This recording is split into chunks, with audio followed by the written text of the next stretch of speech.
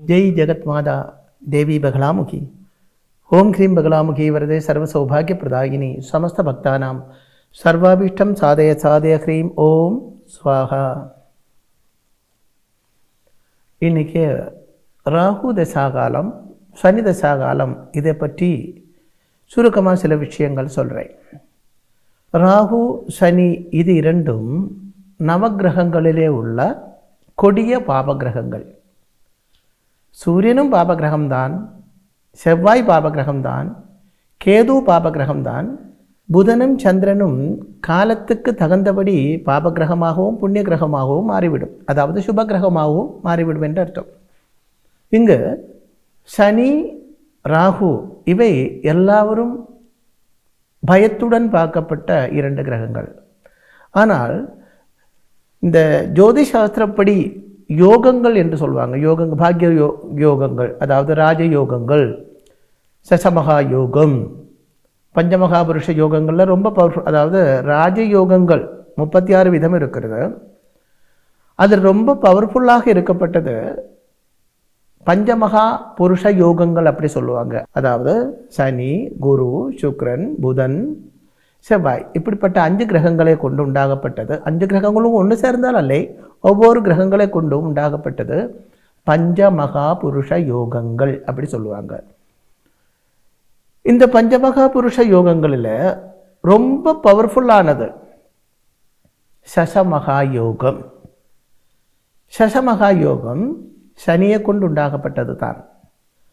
அதனால தான் சசமகா யோகம் உள்ள ஒருவனுக்கு, அதாவது ஒரு ஆள் ஜாதகத்தில் சசமகா யோகம் இருந்தால் சனி தசாகாலத்தில் தான் அந்த சசமகா யோகம் உண்டாகும். சனி லக்னத்தில் இருந்து கேந்திரத்தில், கேந்திரம் என்றால் 4, 7, 10 ராசிகள், இங்கே கேந்திர ராசியில் உச்சமாக இருந்தால் அது சசமகா யோகம். சசமகா யோகம் உள்ளவன் புறம், கிராமம் இதுக்கெல்லாம் அதிபனாக இருக்கும். அதாவது ஒரு பெரிய ராஜயோகம் என்று சொல்லலாம் சுருக்கமாக சொன்னால். இதில் முக்கியமாக என்ன என்றால், சனி தரப்பட்ட யோகம் அதுக்கப்புறம் வரப்பட்ட எந்த கிரகங்களும் அந்த யோகத்தை மாற்ற முடியாது. இதுக்கு தான் சனி கொடுத்தால் கெடுப்போன் யார் என்று சொல்லப்படுகிறது. இதே மாதிரி தான் ராகுவும். ஏற்கனவே சொல்லப்பட்ட மகா யோகங்கள் ராகுவினாலே உண்டாகிறதில்லை என்றாலும் 2ஆம் இடத்தில் சுபக்ஷேத்திரத்தில் ராகுவிருந்து சுப கிரகத்தோட பார்வை இருந்தால், 2ஆம் பாவாதிபன் சுபனாக இருந்தால் அந்த திசா காலத்தில், ராகுவோட திசா காலத்தில் அவனுக்கு புதையல் கிடைக்கும் என்று ஜோதிஷாஸ்திரத்தில் சொல்லியிருக்காங்க. இந்த காலத்து புதையல் என்று கிடைக்கிறது ரொம்ப ரேர் தான்.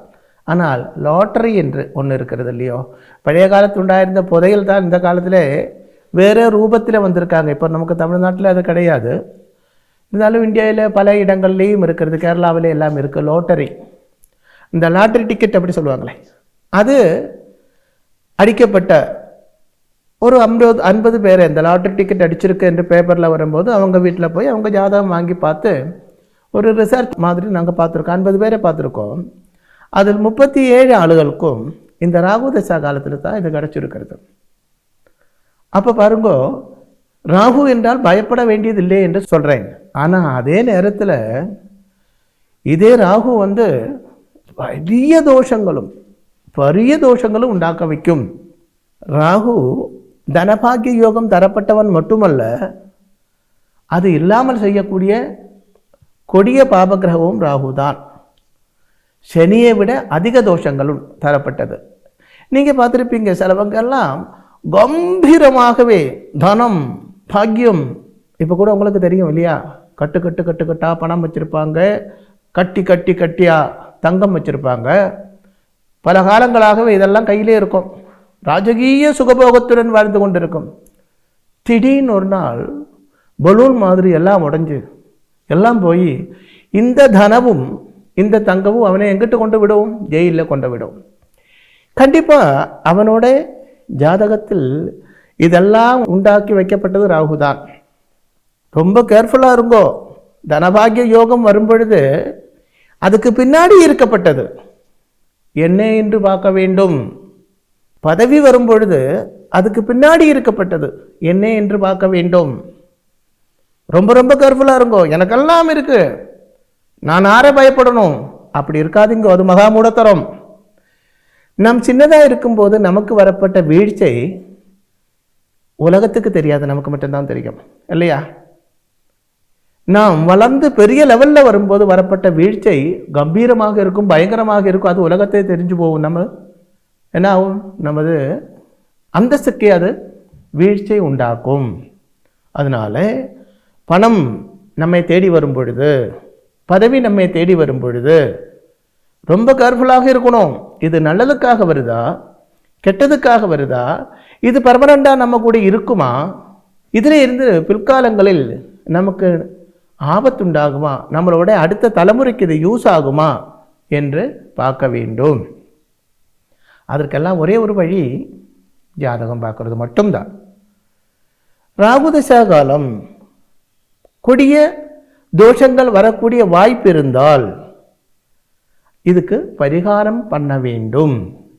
சிலவருக்கு, அதாவது அடுத்த காலத்தில் தமிழ்நாட்டில் நடந்த ஒரு விஷயம் உங்களுக்கெல்லாம் தெரியும். ரொம்ப ரொம்ப நல்ல டைமாக குரு தசா காலம், ரொம்ப நல்ல டைம், சூப்பர் டைம். ஜோதிஷம் தெரிஞ்ச எல்லாரும் சொன்னாங்க ரொம்ப ரொம்ப நல்ல டைம். ஆனால் மருந்து பலிக்கவில்லை. கோடானு கோடி பிரார்த்தனைகள் நடந்தது, பலிக்கவில்லை. ஏன்? 5ஆம் இடத்தில் ராகுவோட தரிசனம். 5ஆம் இடம் என்றால் பூர்வ புண்ணியஸ்தானம். அங்கே ராகுவோட தரிசனம் இருந்தால் செய்யப்பட்ட ட்ரீட்மெண்ட்டு, செய்யப்பட்ட பிரார்த்தனை இதெல்லாம் தாமரை இலையில் தண்ணி ஊற்றுற மாதிரி இருக்கும். தாமரை இலையில் தண்ணி ஊற்றினா என்ன ஆகும்? தாமரையோட இலை பார்த்துருக்கீங்களா? இல்லை, உங்களுக்கு புரிகிற மாதிரியே சொல்லணே. குடம் கமழ்த்தி வச்சுட்டு ஜலம் ஊற்றினா என்ன ஆகும்? குடத்துக்குள்ளே போகாது, வெளியில் போயிடும் இல்லையோ? தாமரை இலையில் தண்ணி ஊற்றியாச்சுன்னா, ஜலம் ஊற்றியாச்சுன்னா அதில் பட்டாது, போயிட்டு அப்படியே உருண்டு முத்து மாதிரி அது வெளியில் போகும், ஜலம் அதில் படாது.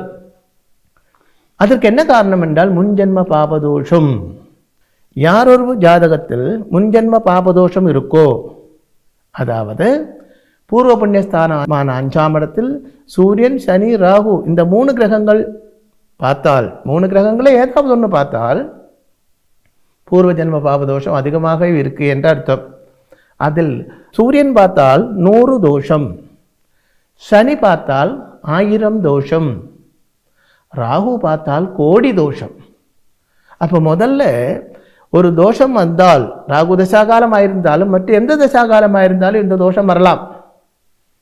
அந்த தோஷத்துக்கு பரிகாரம் பண்ணும் பொழுது அந்த பரிகாரம் நமக்கு பலிக்கணும் என்றால், வியாதியாக இருக்கிறது அந்த வியாதியோட ட்ரீட்மெண்ட் நமக்கு பலிக்கணும் என்றால் முன்ஜென்ம பாபதோஷம் மாற வேண்டும். புராணங்களில் என்ன சொல்லியிருக்கிறது என்றால் மருந்தும் மந்திரமும் எப்படி தான் சொல்லியிருக்காங்க.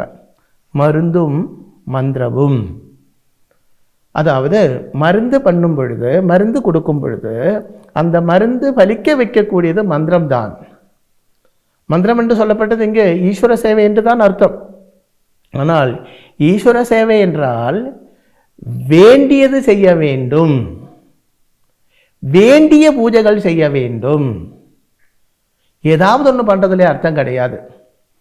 நமது ஹிந்து புராணப்படி நாம் என்ன கேட்குறதோ அதுதான் பகவான் கொடுக்கும்.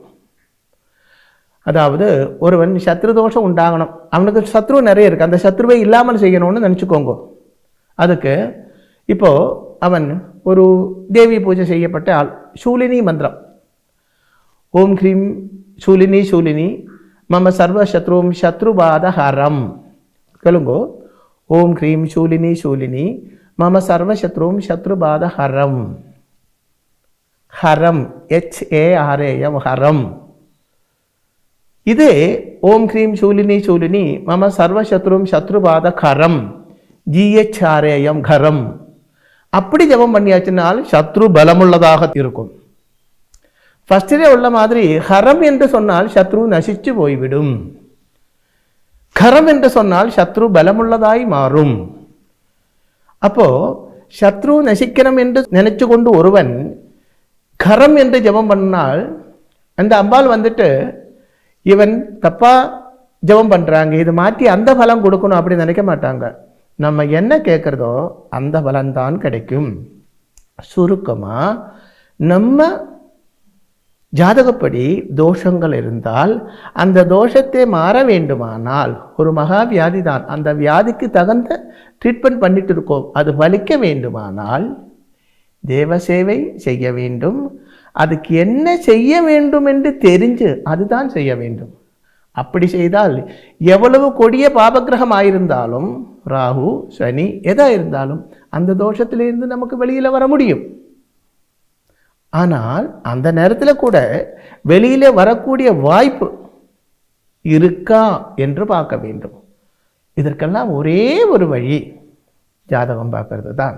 இப்போ நம்ம வீட்டில் ஒரு ஆள் இருக்குன்னு வச்சுக்கோங்க, ஒரு மகா வியாதி வந்து விட்டது. இந்த வியாதிக்காக ஹாஸ்பிட்டலை அட்மிட் பண்ணி லட்சங்கள் இல்லை கோடிகள் செலவு பண்ணி நம்ம ட்ரீட்மெண்ட் பண்ணுறோம். பல காலங்கள் ஆச்சு. நம்மளும் ரொம்ப புத்திமுட்டுறோம், பேஷண்ட்டும் ரொம்ப புத்திமுட்டுறோம், டாக்டர்ஸும் ரொம்ப கஷ்டப்படுறோம். கடைசியில் ரோகி இறந்தும் போச்சு. பாருங்க, நமக்கு இருக்கப்பட்ட அந்த ரோகத்தோடு கூடி நமக்கு இருக்கப்பட்ட சொத்துகளும் போயாச்சு, உயிரும் போயாச்சு, சொத்தும் போயாச்சு, ஆளும் போயாச்சு. நாம் கஷ்டத்திலே ஆகிவிட்டது, கடன்கள்லே ஆகிவிட்டது. அப்போ ஃபஸ்ட்டில் இந்த மாதிரி தீர்மானங்கள் எடுக்கிறதுக்கு முன்னாடி ரோகம் வந்தால் ட்ரீட்மெண்ட் பண்ணித்தான் ஆக வேண்டும், அதுக்கு சந்தேகம் ஒன்றும் இல்லை. இருந்தாலும் ஒரு ஆச்சாரியன்கிட்ட, ஜோதிஷாஸ்திரம் சரியாக தெரிஞ்ச ஒரு ஆச்சாரியன்கிட்ட இந்த ப்ராப்ளத்தில் இருந்து வெளியில் வரக்கூடிய வாய்ப்பு இருக்கா? அப்படி வாய்ப்பு இருந்தால் என்ன பண்ண வேண்டும், என்ன பண்ணினால் இதில் இருந்து வெளியில் வர முடியும் என்று கேட்க வேண்டும். கேட்டு அவர் என்ன சொல்கிறாரோ அது செய்ய வேண்டும். ஆனால் இங்கே ரொம்ப முக்கியமாக நீங்கள் ஒன்று தெரிஞ்சிருக்க வேண்டும். ஜோதிஷாஸ்திரம் மட்டும் தெரிஞ்ச ஒரு ஆளை பார்த்தால் அதுக்கு சரியான பரிகாரம் உங்களுக்கு கிடைக்காது. ரோகம் கண்டுபிடிக்கக்கூடிய தகுதி மட்டும் இருந்தால் போராது, அந்த ரோகத்துக்கு என்ன மருந்து என்று சொல்லக்கூடிய அறிவு, ஞானம் அது கூட அந்த ஆளுக்கு இருக்க வேண்டும். கலியுகத்தில் தாந்திரிக பூஜை மாதிரி தோஷ பரிகாரங்களுக்கு ஈக்குவலான பவர் உள்ள எந்த பூஜைகளும் கிடையாது. தேவ பூஜைகள் நிறைய பண்ணலாம். தேவ பூஜை பண்ணுறதுக்கு ஏற்கனவே நான் முன்னாடி சொன்னபடி காலையிலே முள்ளு பட்டால் அந்த முள் எடுக்கிறதுக்கு சர்ஜரி தான் நல்லது. அல்லாமல் கோயிலில் போய் கும்பிடுறது நல்ல விஷயம்தான், பகவானை ப்ரே பண்ணுறது நல்ல விஷயம்தான், தோஷமில்லை. இருந்தாலும் ப்ராக்டிக்கலாக திங்க் பண்ண வேண்டும், ப்ராக்டிக்கலாக மூவ் பண்ண வேண்டும். இது எல்லாம் மூடத்தரமாக இருக்கக்கூடாது. கடவுள் நம்பிக்கை இருக்கலாம், ஆனால் அது மூடத்தரமாக இருக்கக்கூடாது. ஜோதிஷ நம்பிக்கை இருக்கலாம், மூடத்தரமாக இருக்கக்கூடாது. இதற்கு ஒரே ஒரு வழி, நமது புத்தியை நாமே தீட்ட வேண்டும். ஆனால் எல்லாருக்கும் அந்த மென்டாலிட்டி இருக்காது, அந்த கழிவு இருக்காது. அப்போது நல்ல ஒரு ஆச்சாரியனை பார்த்து போக வேண்டும். ஜாதகம் பார்த்துட்டு உங்களை புகழ்ந்து பேசப்பட்டவனாக இருக்கக்கூடாது. ஜாதகம் பார்த்துட்டு அதிலே உள்ள விஷயங்கள், சத்தியமும் அசத்தியமும், உண்மையும் பொய்யும் அப்படியே உங்கள் முகம் பார்த்து சொல்லக்கூடிய அறிவுள்ளவனாக இருக்க வேண்டும். அப்படி உள்ளவரை பார்த்து போங்கோ. அப்படி உள்ளவரை பார்த்து போனால் சனியும் பயப்பட வேண்டாம், ராகுவையும் பயப்பட வேண்டாம். ஏனென்றால் எவ்வளோ பெரிய மழையாக இருந்திருந்தாலும் ஒரு குடை கொண்டு ஒரு பரிதி வரைக்கும் நமக்கு அதில் இருந்து ரட்சப்பட முடியும் இல்லையா? இல்லை ரொம்ப பயங்கரமாக இருக்கப்பட்ட மழையாக இருந்திருந்தால் வெளியில் இறங்காமல் இருந்தால் போதும், நனையாது. ஆனால் இங்கேயும் பாருங்கோ, அதிபயங்கரமாக இருக்கப்பட்ட மழையும் புயலும் வந்தாச்சுன்னால் தப்பிக்க முடியாது. அப்படி ஒன்று இருக்கிறது. அப்போ அதிபயங்கரமாக இருக்கப்பட்ட மழையும் புயலும் தான் வரப்போகுதா? உன்னால் தப்பிக்க முடியுமா? முடிய வேண்டுமானால் நீ என்ன செய்ய வேண்டும்? இதெல்லாம் உபதேசித்து தரப்பட்ட ஒரு ஆச்சாரியன் உங்கள் கூட இருந்தால் கண்டிப்பாக இருளில் வெளிச்சம் என்ற மாதிரி, இருட்டில் போகும்போது ஒரு டார்ச் நமக்கு எவ்வளோ யூஸ்ஃபுல்லாக இருக்கும். இதுவும் போகட்டும். இப்போ எல்லா வீட்டிலையும் கரண்ட் இருக்குன்னு இல்லையோ, எல்லா இடத்துலையும் கரண்ட் இருக்குது. ஏன்னா எக்ஸ்ட்ரா ஒரு ஜெனரேட்டர் வீட்டில் இருந்தால் எவ்வளோ சேஃப்டி பாருங்க. கரண்ட்டு எந்த நேரத்துலேயும் போய்விடலாம். ஜெனரேட்டர் இருந்தால் அதுக்கு ஆட்டோமேட்டிக் சுவிட்ச் கொடுத்திருந்தால் கரண்ட் போனாலும் டக்குன்னு நமக்கு வெளிச்சம் கிடைக்கும். அதே மாதிரி வரப்பட்ட தோஷங்கள் முன்கூட்டி. ஆனால் என்ன செய்கிறது, நமது ஆச்சாரியன்மார் கூட நாளைக்கு உனக்கு இப்படி நடக்க போகுது என்று சொன்னால் அது எடுத்துக்கொள்ளக்கூடிய மென்டாலிட்டி உள்ளவங்க ரொம்ப கம்மி தான். கண்டினியூஸாக பாருங்கோ, கேளுங்கோ. தொடர்ந்து பார்த்து வந்தால் உங்கள் ஜாதகம் பார்த்து குணதோஷங்கள் சொல்லக்கூடிய அறிவு கொஞ்சம் உங்களுக்கே உண்டாகும். ஜெய் ஜெகத்மாதா தேவி பகலாமுகி சமஸ்த பக்தானாம் சர்வாபீஷ்டம் சாதய சாதய ஹ்ரீம் ஓம் ஸ்வாஹா.